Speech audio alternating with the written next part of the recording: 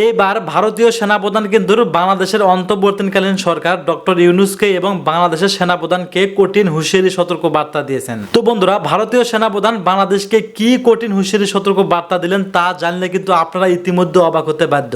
শুধু তাই না, এই ভারতীয় সেনাবাহিনীর সতর্ক বার্তা নিয়ে আমরা পর্যালোচনা করে বেশ কয়েকটি খুবই গুরুত্বপূর্ণ তথ্য এবং ভিডিও ফুটেজ পাই, যা আজকের ভিডিওতে সেগুলোই এক এক করে ধারাবাহিক তুলে ধরা হবে। যদিও আজকের ভিডিওটা কিছুটা লং হতে পারে, তবে আজকের ভিডিওতে জানতে পারবেন ভারতীয় সেনাপ্রধান মূলত বাংলাদেশ সরকার ডক্টর ইউনূস এবং বাংলাদেশের সেনাপ্রধানকে কি বলে হুঁশিয়ারি সতর্ক বার্তা দিয়েছেন। চলুন ভিডিওতে আজকে আর বেশি কথা বাড়াবো না, সরাসরি আজকে আমরা চলে যাব মূল ভিডিওতে। আসসালামু আলাইকুম দর্শক, নিঃসন্দেহে পরিস্থিতি ক্রমশ জটিলতার দিকে এগোচ্ছে। বাংলাদেশের সঙ্গে ভারত কী ধরনের আচরণ করতে চায় তা তারা এখন আর তেমন কোনো রাগঢাক রাখছে না। মোটামুটি স্পষ্ট ইঙ্গিতের মাধ্যমে বুঝিয়ে দিচ্ছে ভারত কোন দিকে এগোচ্ছে। বাংলাদেশের ভূখণ্ড ব্যবহার করে ভারতের সন্ত্রাসবাদী তৎপরতা চালানো হতে পারে। ভারতের যে আশঙ্কা, বাংলাদেশের যে সাম্প্রতিক কর্মকাণ্ড এবং মৌলবাদীদের আস্ফালন, তাতে সে বিষয়টি প্রমাণিত করে দিচ্ছে। আমরা যতই ধরে নেই যে ভারত তার নিজস্ব স্বার্থে, রাজনৈতিক স্বার্থে কিংবা আওয়ামী লীগকে ভারত বাংলাদেশে বারবার ক্ষমতায় দেখতে চাওয়ার জন্য যুক্তরাষ্ট্রকে যে মেসেজটি দিয়েছিল 2024 7 জানুয়ারি নির্বাচনের আগে, যে এই অঞ্চলের স্থিতিশীলতার জন্য, নিরাপত্তার জন্য আওয়ামী লীগকে প্রয়োজন, প্রকারান্তরে সেটি প্রমাণ করে দেওয়া হচ্ছে, বা অটোমেটিক্যালি কেউ কেউ খেলতে গিয়ে সেটি সত্য প্রমাণ করছে। ভারতের সেনাপ্রধান উপেন্দ্র দ্বিবেদী তিনি স্পষ্ট করে জানিয়ে দিয়েছেন, সরকার পাল্টালে ভারতের সঙ্গে বাংলাদেশের সম্পর্কে পরিবর্তন আসতে পারে। অর্থাৎ বিপরীত যদি আমরা ভাবি তাহলে কি হতে পারে বোঝাই যাচ্ছে। এবং এই মন্তব্যটি তিনি করেছেন শনিবারে নয়াদিল্লিতে আয়োজিত একটি অনুষ্ঠানে। সেখানে চীন এবং পাকিস্তানের মধ্যকার যে সম্পর্ক, সেই জায়গা থেকে বাংলাদেশ প্রসঙ্গ তিনি বলেন যে চীন ও পাকিস্তানের মধ্যে উচ্চ মাত্রার যোগাযোগ রয়েছে, যা মেনে নিতে হবে। এর অর্থ দুই ফ্রন্টের হুমকি এখন বাস্তবতা। অর্থাৎ চীন এবং পাকিস্তানকে তারা দুই মুখ থেকেই তাদের জন্য একটা হুমকি হিসেবে দেখছে, এবং সেই দুই হুমকি, দুই ফ্রন্ট লাইনের জায়গা থেকে বাংলাদেশকেও ভর কেন্দ্র হিসেবে ব্যবহার করা হতে পারে, সে কথাই অনেকটা তিনি বুঝিয়ে দিয়েছেন।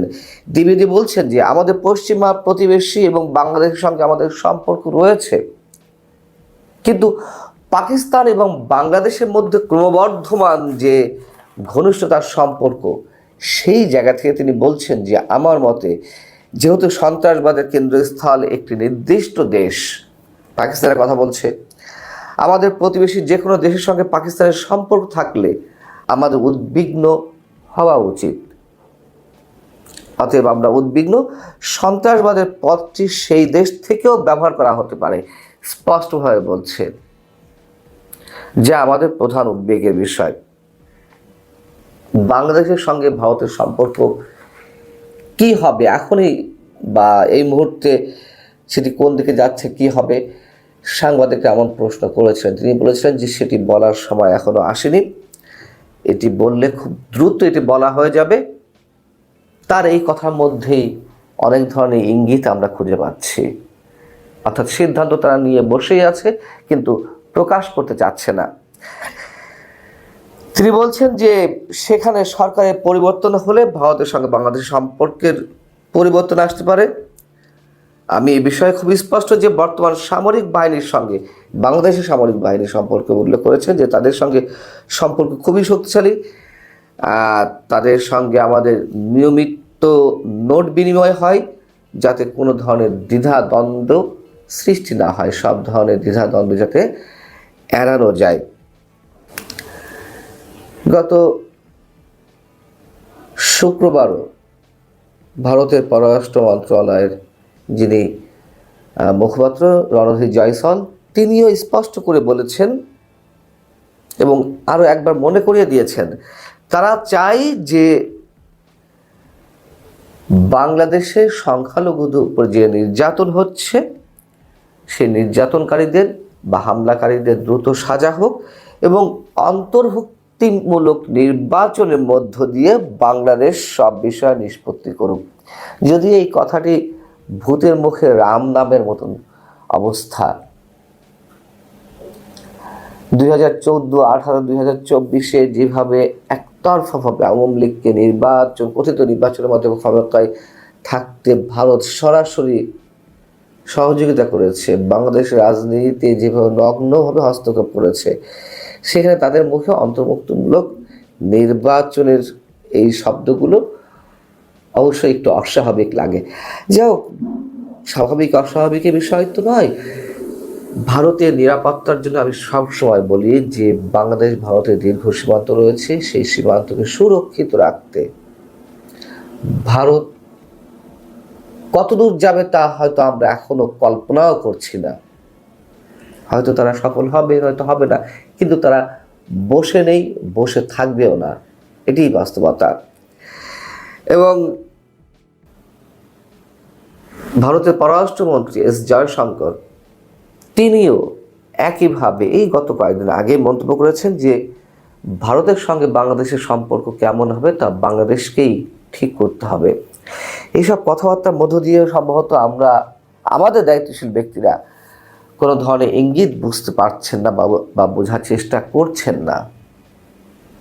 এই যে গত কয়েকদিনে যা কিছু হয়ে গেল, এবং বিশেষ করে গত শুক্রবার হিজবুত তাহরীর এই যে সমাবেশ মিছিল, এই দৃশ্য আমাদেরকে দেখতে হয়েছে একটি নিষিদ্ধ ঘোষিত সংগঠনের। কারা প্রস্তাব দিচ্ছে না দিচ্ছে আমি পরবর্তীতে আরো বিস্তারিত আলোচনা করব। তবে এটুকু জানিয়ে রাখি যে এগুলো সুদূর নয়, অদূর ভবিষ্যতের জন্যই খুবই অ্যালার্মিং।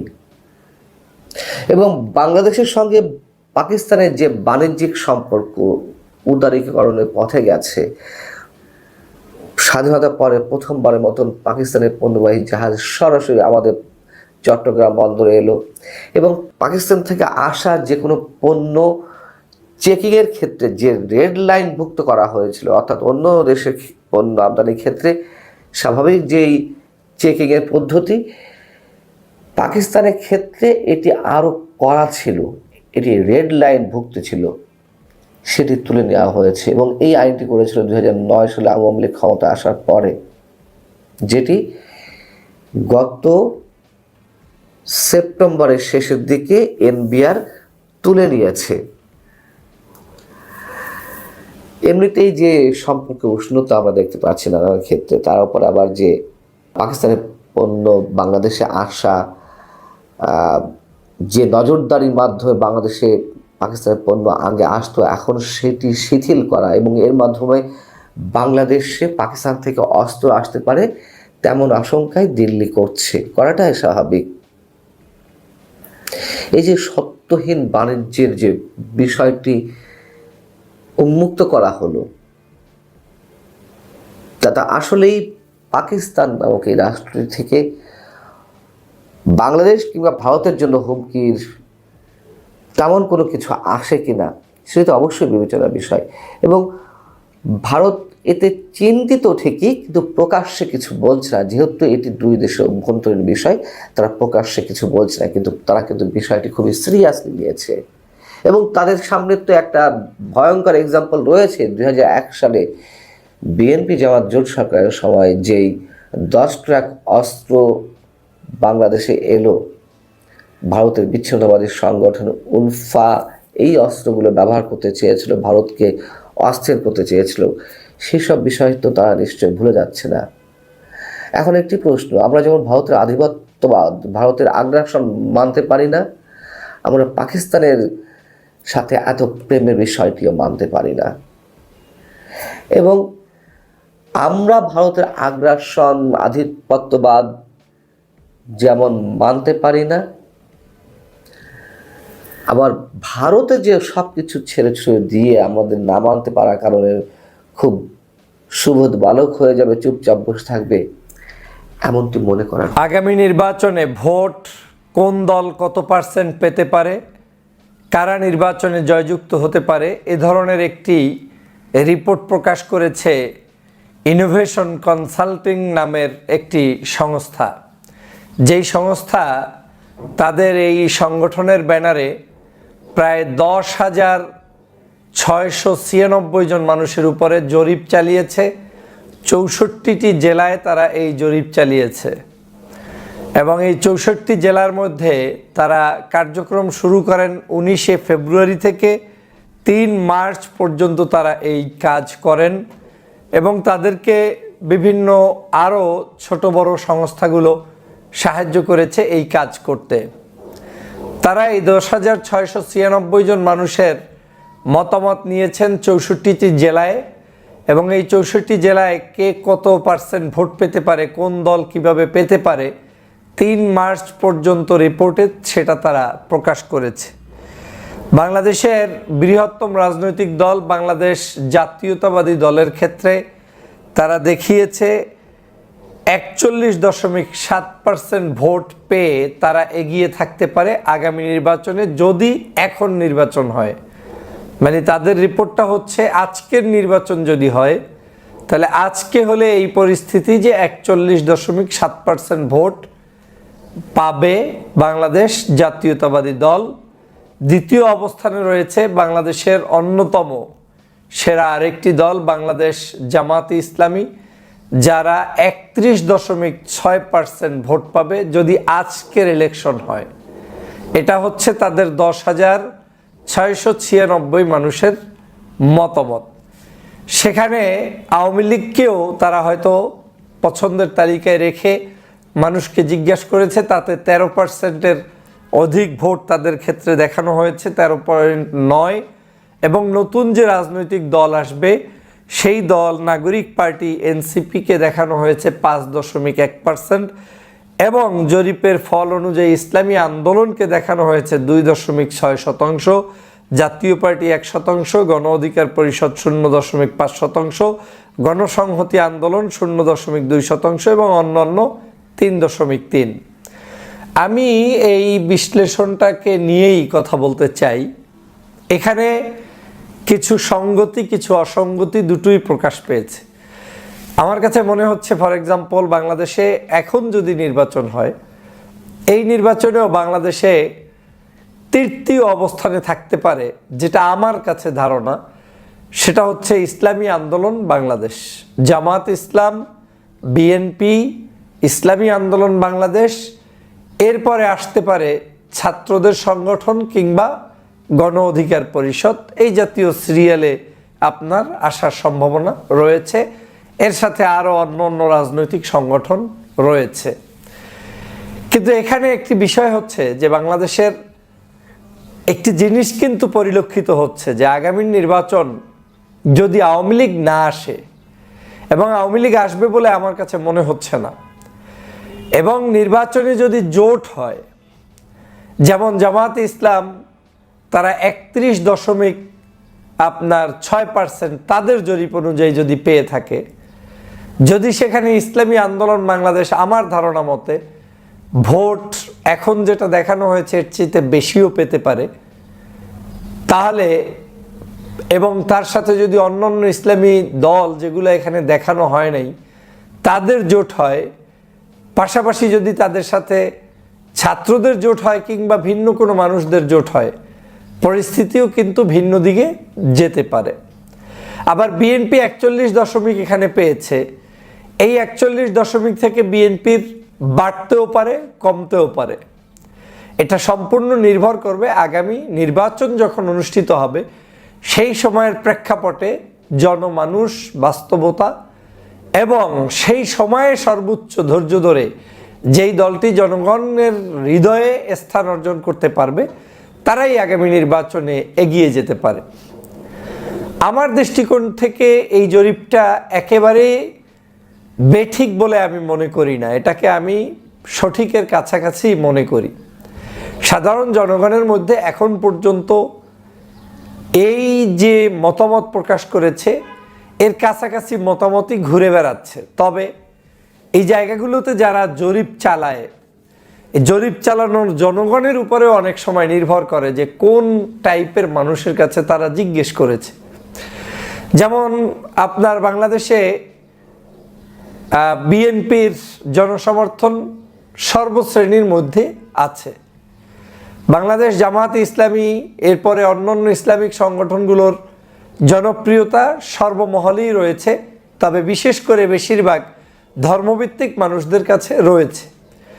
এখন কত পার্সেন্ট ধর্মভিত্তিক মানুষদের কাছে আপনি পৌঁছতে পেরেছেন সেটার উপরে অনেক সময় নির্ভর করে এই ধর্মভিত্তিক দলগুলোর পার্সেন্টেজ বাড়বে কিংবা কমবে। কারণ সমাজের এমন মানুষ রয়েছে যাদের কাছে হয়তো আপনি পৌঁছতে পারেন নাই, কিন্তু তারা কিন্তু নীরবে নিবৃতে ভোট দিবেন।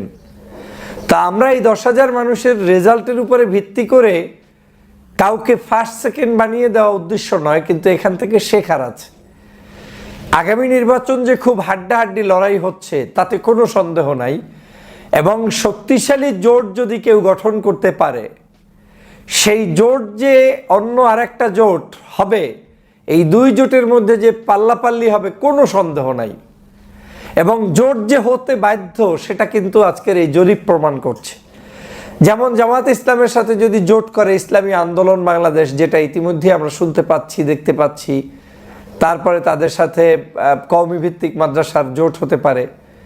এরপরে যদি তাদের সাথে জেনারেল অন্য কোনো দল আসে, গণ অধিকার পরিষদ চলে আসতে পারে, ছাত্রদের সংগঠন চলে আসতে পারে, তাহলে কিন্তু একটা বড় সংগঠনে রূপান্তরিত হয়ে যাবে। আর যদি তারা নাও আসে, শুধু ইসলাম ভিত্তিক যে দলগুলো আছে, মানে ধর্মভিত্তিক মানুষ চেনে, সেই দলগুলো যদি একত্রিত হয় তাহলে এটা একটা বড় ধরনের শক্তি হিসাবে কাজ করবে। যেটা আমি ইশারায় বুঝালাম যে প্রায় 31.6% যদি জামাত কালকের রিপোর্ট অনুযায়ী আজকের ভোট হলে পায়, আর আমার ধারণা চরমনায়ের যে এখানে রিপোর্টটা দেখানো হয়েছে 2 পয়েন্ট সামথিং, এটা আমার কাছে অতটা বিশ্বাসযোগ্য হয়নি। এখানে আমার ধারণা তারা মোর দ্যান 5%, 6% ভোট, যদি এই রেশিও ঠিক থাকে, বর্তমান যে চাহিদা মানুষের সেটা যদি ঠিক থাকে, তাহলে এই দুটি দলই তো একত্র হয়ে গেলে প্রায় 40%-এর কাছাকাছি তারা চলে আসছে। এর সাথে অন্যান্য ইসলামিক দলগুলো যদি আবার এক হয়ে যায়, তাহলে কিন্তু তারা আরও ভালো রেজাল্ট করবে। তখন কিন্তু অন্যদের পার্সেন্টেজ থেকে কমতে হবে, কমে যাবে।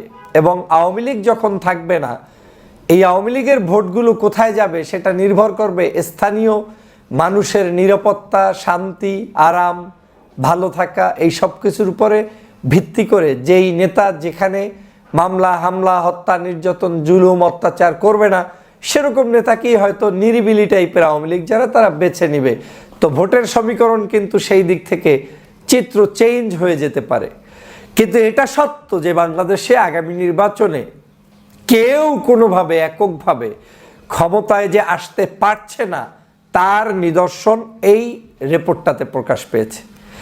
এই রিপোর্টটা যদি আগামী 3 মাস পরে আবার করা হয়, তাহলে দেখা যাবে যে আরও কোনো চিত্র চলে আসতে পারে। যেমন বাংলাদেশের সবচেয়ে বড় দল, যেটাকে আমরা মনে করি যে এখন ক্ষমতার দ্বার প্রান্তে, বাংলাদেশ জাতীয়তাবাদী দল, এমনও হতে পারে এই দলটিকে জোটবদ্ধ হয়েই নির্বাচন করা লাগতে পারে। অথচ এই নির্বাচনের আজকের যে পরিস্থিতি তৈরি হয়েছে, এটা যদি আজকের এই পরিস্থিতি না হয়ে 5ই আগস্টের আগে ভিন্ন কোনো নির্বাচনে বাংলাদেশে হতো, এমনও হতে পারত সেখানে বিএনপি সংখ্যাগরিষ্ঠতার ভিত্তিতে একাই সরকার গঠন করতে পারত। তো দিন দিন বাংলাদেশের পরিস্থিতি কিন্তু পরিবর্তন হচ্ছে।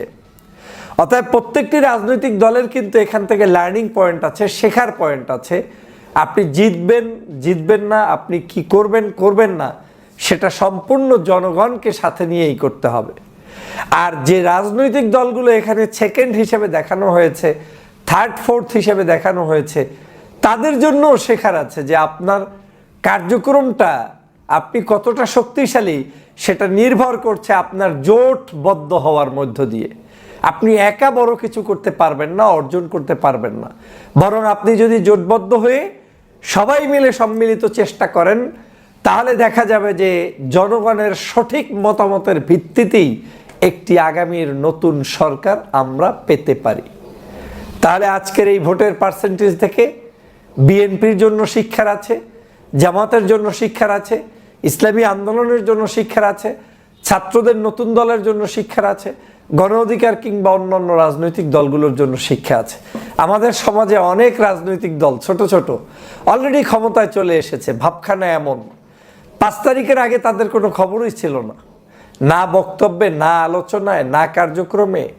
কিন্তু এখন মনে মনে ভাবছে যে কোনো একটা বড় দলের উপরে চেপে বসে যদি আমি ক্ষমতায় চলে যেতে পারি। এদের কারণেই মূলত আদর্শিক রাজনীতির ক্ষতিগুলো হচ্ছে বাংলাদেশে। আজকে সে কারণে বলছি এই পার্সেন্টেজ নির্ণয় করবে যে আদতে আপনি কি। অনেকের তো এখানে কোনো 0%ও আমি ভোট পাইনি, কিন্তু তারা কিন্তু এমপি মন্ত্রী হওয়া এবং জোট ভাঙা করার কারিগর হিসেবে বিভিন্ন জায়গায় গোপনে আতাত করছে, ষড়যন্ত্র করছে।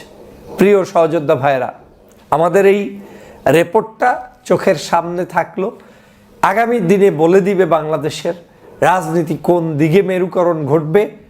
তবে চেষ্টা করুন প্রত্যেকেই যার যার জায়গা থেকে সততা, নিষ্ঠা এবং আদর্শ প্রচারের মধ্য দিয়ে জনগণের হৃদয়ে স্থান অর্জন করতে।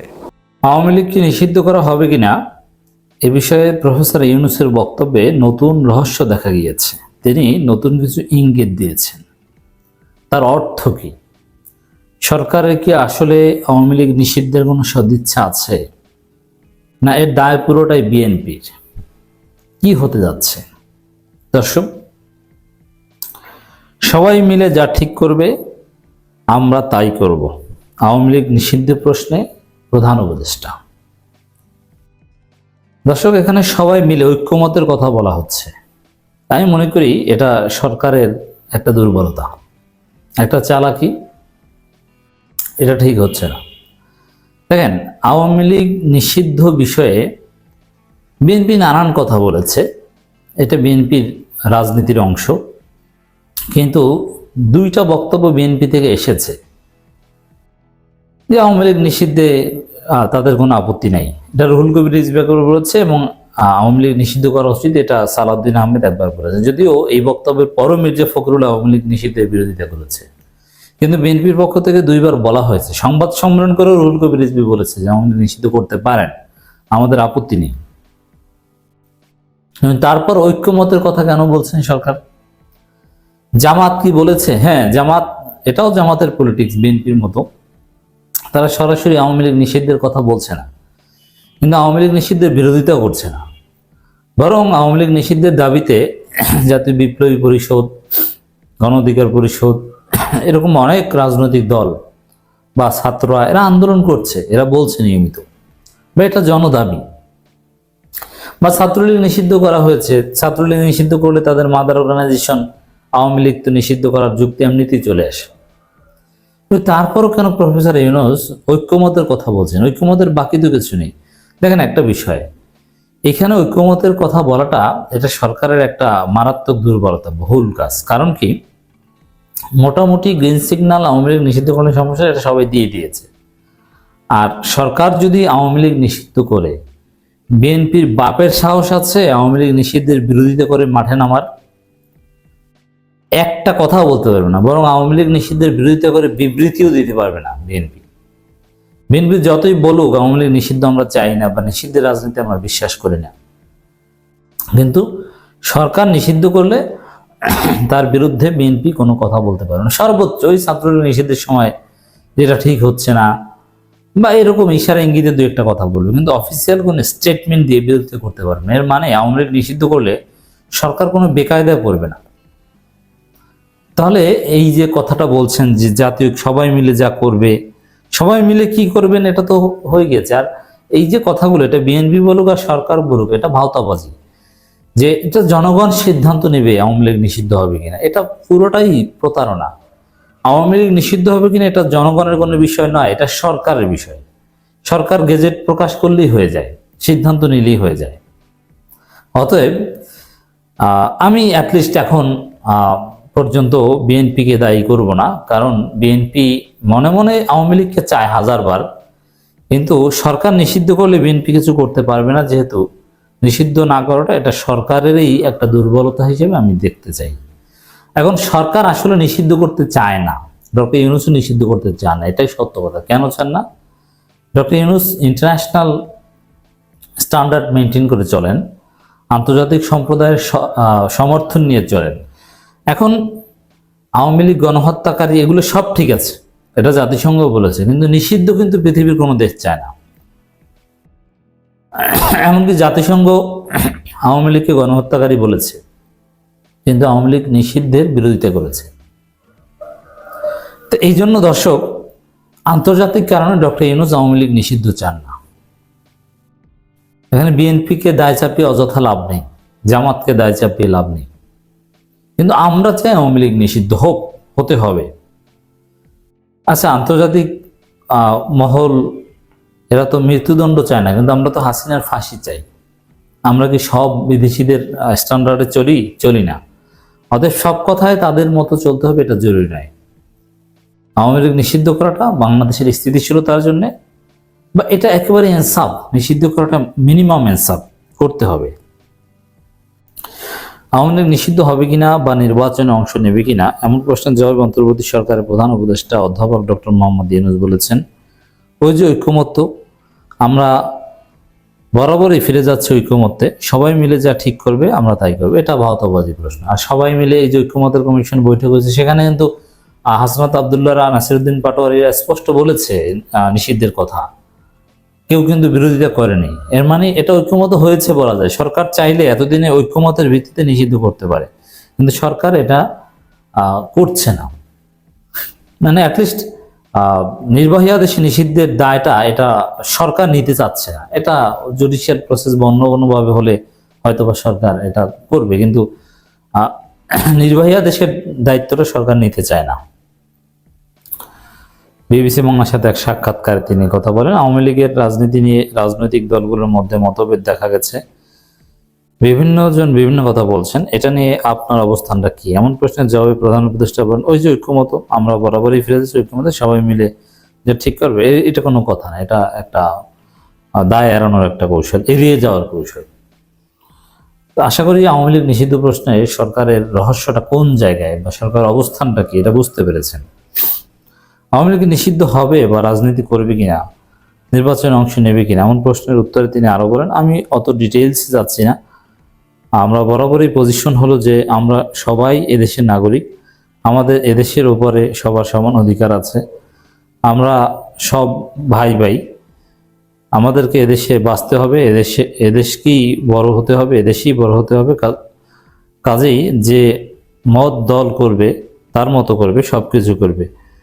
এই দেশ থেকে কারো অধিকার কেড়ে নেওয়ার কোনো উপায় নেই, কিন্তু যে অন্যায় করেছে তার বিচার হওয়া উচিত, তার বিচার হতে হবে, এতটুকু শুধু। এর মানে সরকার নির্বাহী আদেশে নিষিদ্ধ করতে চায় না, হয় ঐক্যমত্য কমিশনের মাধ্যমে একটা ফর্মাল প্রক্রিয়ায় অথবা জুডিশিয়াল প্রক্রিয়ায়। ডক্টর ইউনূসের বক্তব্যের তাৎপর্য বা ব্যাখ্যা এটাই। তো আওয়ামী লীগ নিষিদ্ধের আপডেট কিন্তু আপনারা বুঝে গিয়েছেন, নির্বাহী আদেশে সরকার নিষিদ্ধ করতে চাইছে না। ডক্টর ইউনূসের এই বক্তব্যের স্পষ্ট ইঙ্গিত। একাগ্র সময় আপনি যে একটা রাজনৈতিক দল গঠন করেছিলেন সেটা নিয়ে কথা হচ্ছিল, এবং আপনি বলছিলেন যে আপনার রাজনীতির আসলে ভুল হয়েছে। এখন আপনি বাংলাদেশের সবচেয়ে বড় রাজনৈতিক পদে রয়েছেন, এখন আপনার কি মূল্যায়ন? এখানে আশা কি আপনার সঠিক হয়েছে, নাকি এখনই বিচার করতে চান না? সাংবাদিকদের এমন প্রশ্নে তিনি বলেন, না, বিচার করব। প্রথম কথা হলো, আমি রাজনৈতিক দল গঠন করিনি, গঠন করার কথা বলেছিলাম এবং 10 সপ্তাহ যাবৎ এই কথা জারি ছিল। 10 সপ্তাহ পর আমি বলেছি, না, আমি রাজনীতিতে যাব না। নামটাও ঠিক হয়েছিল, কিন্তু আনুষ্ঠানিকভাবে প্রকাশ করেননি। বলেছি যে politics is not my cup of tea, এবং এটা ওখানেই সমাপ্ত। এরপর আমাকে রাজনীতির কাছে কেউ টানতে পারেনি। সবাই চেষ্টা করেছে দেশের নেতৃত্ব নেন, আপনি প্রধানমন্ত্রী হন, সবাই চেষ্টা করেছে, আমি ওটা চাই নাই। আমি বলেছি ওই চ্যাপ্টার শেষ, এই 10 সপ্তাহ দ্যাটস এনাফ। কাজে এইভাবে আমি আছি এখন। এখানে আমি রাজনীতিতে যাওয়ার কোনো সম্ভাবনা নেই, রাজনীতি করি না। আর কিন্তু সরকার প্রধান একটা রাজনৈতিক পদ, এর উত্তরে প্রধান উপদেষ্টা আবারও বলেন, এটা টেকনিক্যালি হলে হবে, আমি তো এই পদে আসতেও চাইনি, আমাকে অনুরোধ করেছে, বহুবারই বলেছে। যাই হোক দর্শক, এটা ভিন্ন আলোচনা। মূল হচ্ছে যে আওয়ামী লীগ নিষিদ্ধের নির্বাহী দায়ভারটা সরকার নিতে যাচ্ছে না। অতএব আমরা শুধু শুধু অযথা সব জায়গায় বিএনপিকে দায়ী না করি। শুধু বিএনপি না, জামাতও আওয়ামী লীগকে চায় বা আওয়ামী লীগ নিষিদ্ধ চায় না, নিষিদ্ধের পক্ষে জোরালো অবস্থান নিবে না, কিন্তু সিদ্ধান্তটা নেওয়ার এখতিয়ার সরকারের। আচ্ছা, ছাত্রলীগ নিষিদ্ধকে বিএনপি চেয়েছিল না জামাত আনুষ্ঠানিকভাবে চেয়েছিল? কেউই ওইভাবে চায়নি, কিন্তু সরকার নিষিদ্ধ করেছে। কিছু হয়েছে? হয়নি। অতএব সরকার চাইলে আওয়ামী লীগকে নিষিদ্ধ করতে পারে, তাতে বিএনপি। ধন্যবাদ প্রিয় দর্শকবিন্দু, এতক্ষণ আপনারা দেখলেন ভারতীয় সেনাবাহিনী কিন্তু বাংলাদেশের সেনাবাহিনীকে অলরেডি হুঁশিয়ারি সতর্ক বার্তা দিয়েছেন এবং ডক্টর ইউনূসকে হুঁশিয়ারি সতর্ক বার্তা দিয়েছেন, যা আপনারা ইতিমধ্যে কিন্তু দেখতেই পেয়েছেন। আজকের ভিডিওটি নিয়ে এবং আজকে যে ভারতের সেনাবাহিনী, যে বাংলাদেশের সেনাবাহিনী এবং ডক্টর ইউনূসকে হুঁশিয়ারি সতর্ক বার্তা দিলেন, এই বিষয় নিয়ে পর্যালোচনা করে যে ভিডিওগুলো দেখলেন, এই ভিডিও নিয়ে আপনাদের কী মন্তব্য অবশ্যই কমেন্ট বক্সে কমেন্ট করতে ভুলবেন না। আর হ্যাঁ, এমন নিত্য নতুন আপডেট খবর সবার আগে পেতে চাইলে এখনই আমাদের এই পিচ্চি সাকিব ইউটিউব চ্যানেলটি সাবস্ক্রাইব করুন। ধন্যবাদ।